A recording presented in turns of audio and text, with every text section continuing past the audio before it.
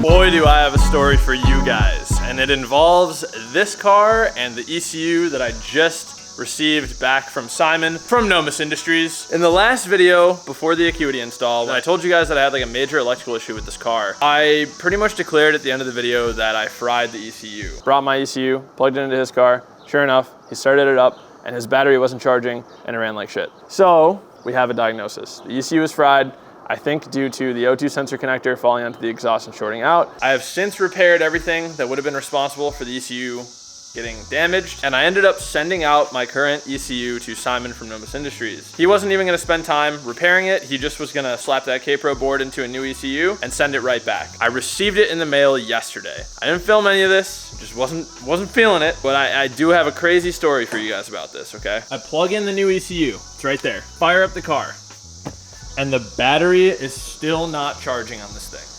Still getting like 11.5 volts at the battery. You better believe I was really bummed, let's just say that. And so I got to thinking, what changed throughout all this work that I've been doing on this car? What have I changed? And it's something that I never showed you guys, I never mentioned in any previous videos, but while I was diagnosing all of these wiring things, I started messing around with a little connector called the C104 junction.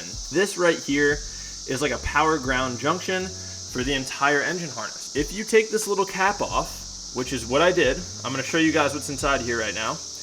It gives you access to all the pins for these wires so that you can test continuity, test voltages, and all kinds of different things very easily. It's very accessible once you take this cap off. Let me show you guys. And boom.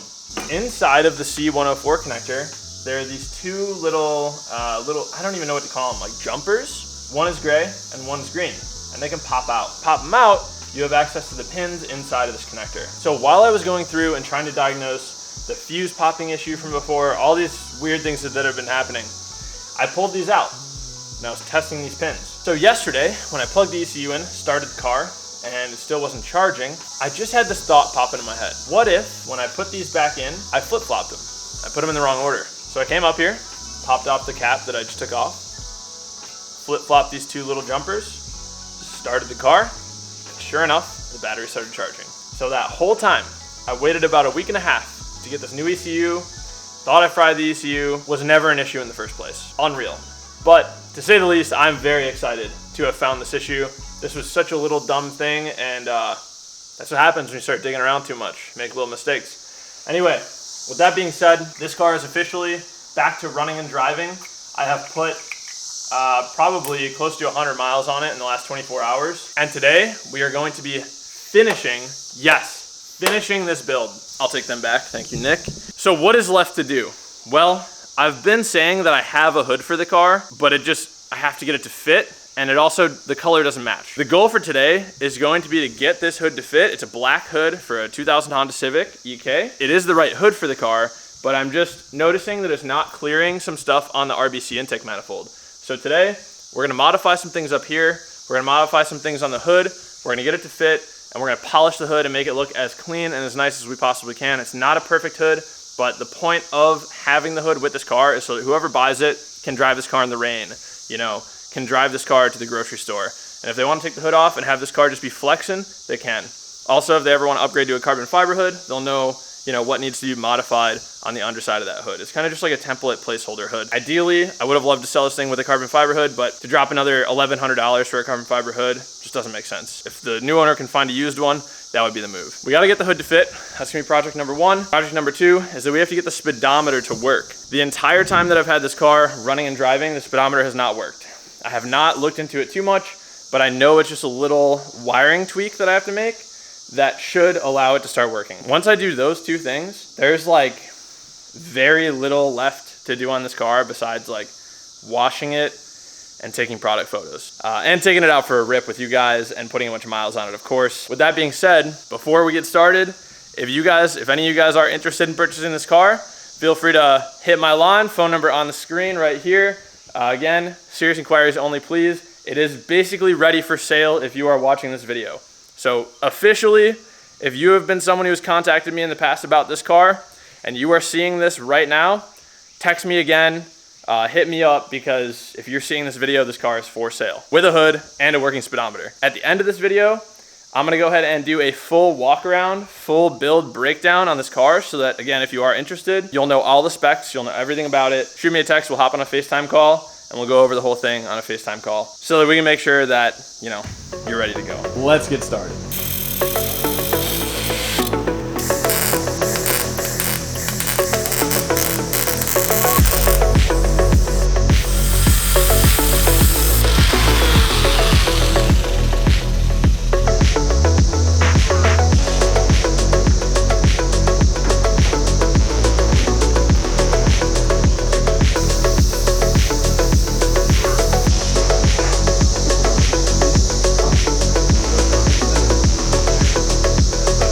Hitting right here, as we can see by like the little scratch mark, but I think I'm just gonna chop, I think I'm just gonna chop out this like chunk right here, and I think we'll be pretty dang close.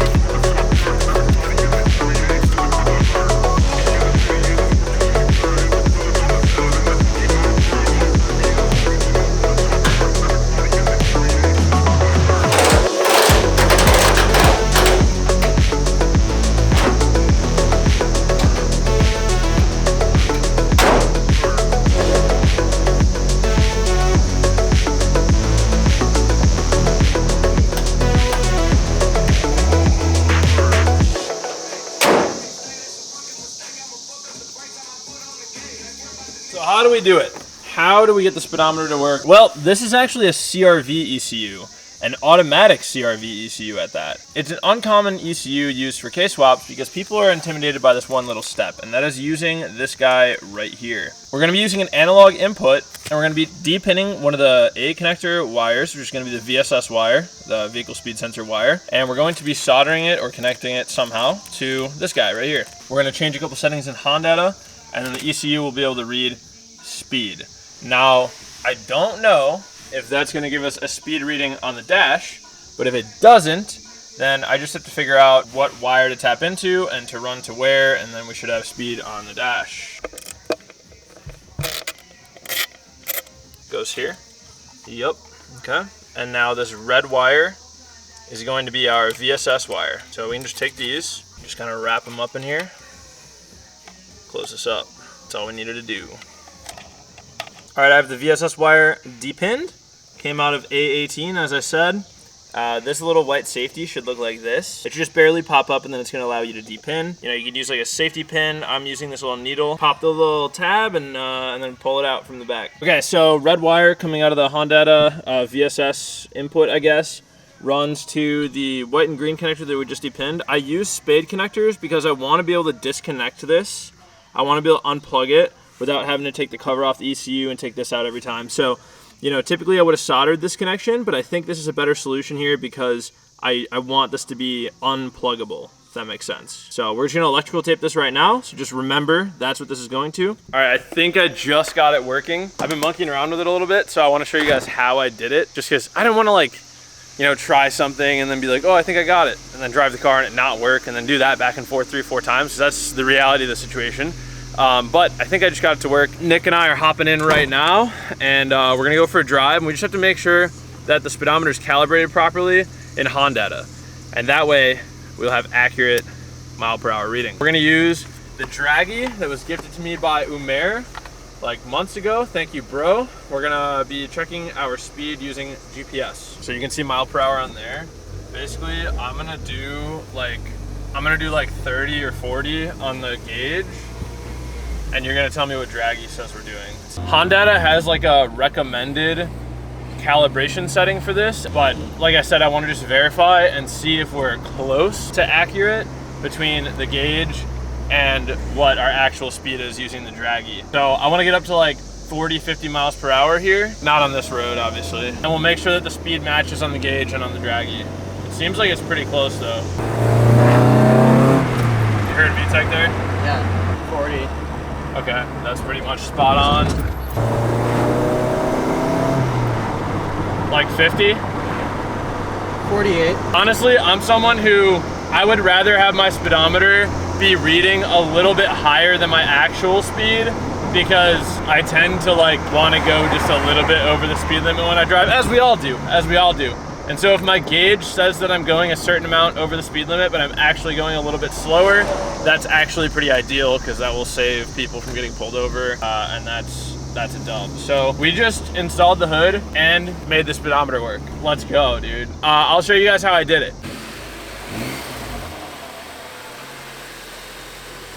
So as we added the VSS wire from the Honda board, since again, this is a CRV automatic ECU, you have to do this. I added the wire, obviously did the little spade connector thingy. What I didn't realize is that I could just take the wire that I ran from that gauge cluster and run it straight into the same circuit. So I literally just teed in the wire that I ran to the gauge cluster, and now this whole setup is outputting that same like VSS signal to the gauge.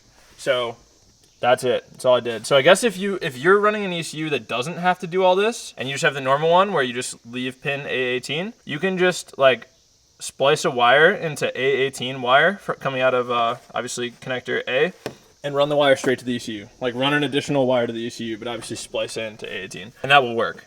So that's sick. I was definitely way overthinking it before, but that worked. That's huge.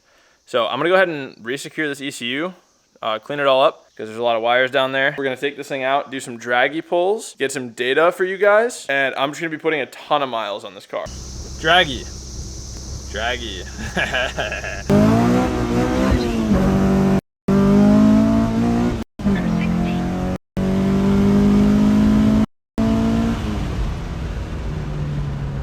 That was obviously a Assetto Corsa, and we have actually not even left the driveway.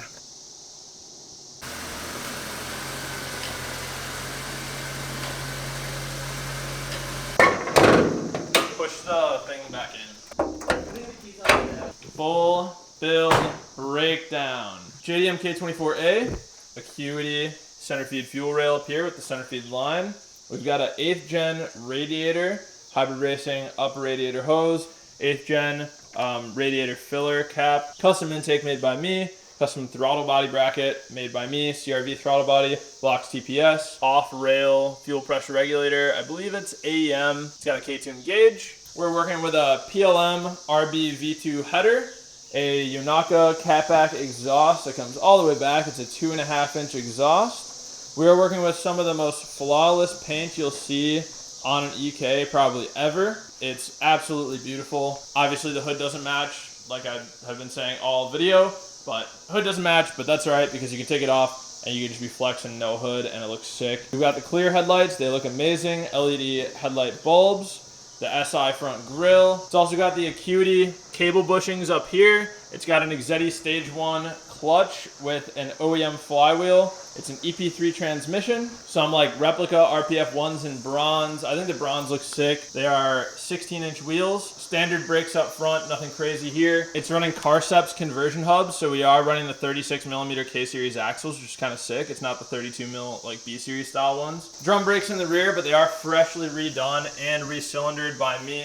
They're working great. Tints all around, rear glass, side glass, main door glass, and low-key, the windshield is actually even tinted. It's kind of cool. Interior mods are very limited, but as you guys saw in a recent video, I did install the Acuity 2-way adjustable short shifter. I do have a K-tune knob on it right now, but I just was testing some things out. It shifts wonderfully. It's absolutely awesome to drive. I think that's pretty much everything. Oh, KPRO V4. Forgot about that, KPRO V4. So I think that's everything for this build. Tuned by Mikey Spec at Rudd's Racing, made 223 wheel horsepower and 190 pound-feet of torque on a totally stock long block K24A from Japan. That's pretty much the full build list. That's pretty much all the specs that you guys need to know about this car. Again, if you're interested, go ahead and shoot me a text on screen. It does not have power steering, it does not have AC. Those are two things actually I forgot to mention. Speedometer works now, which is sick. Has a hood, no more weird little issues. Everything works, windows work. Freaking mirrors work, everything works. It's good.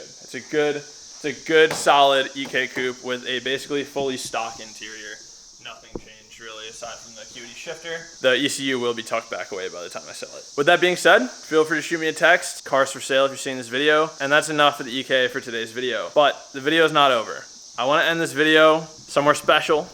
It's one of my best friend's birthdays today. So like I said, today is Pasha's birthday.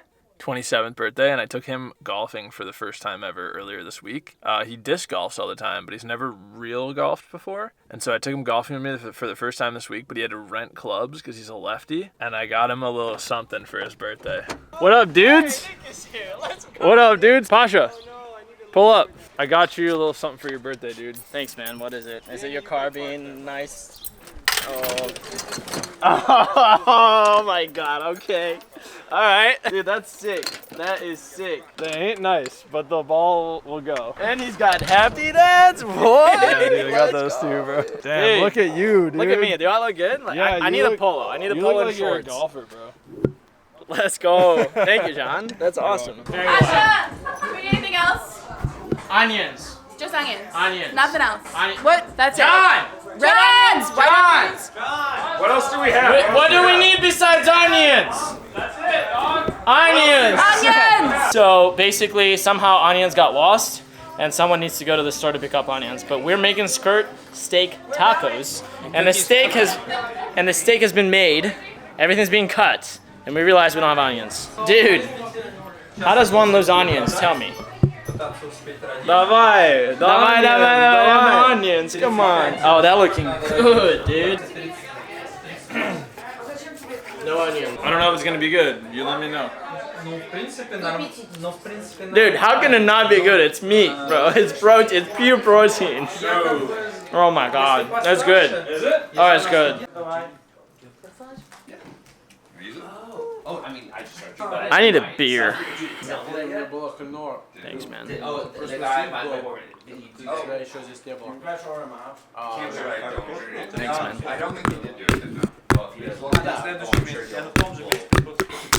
are you doing?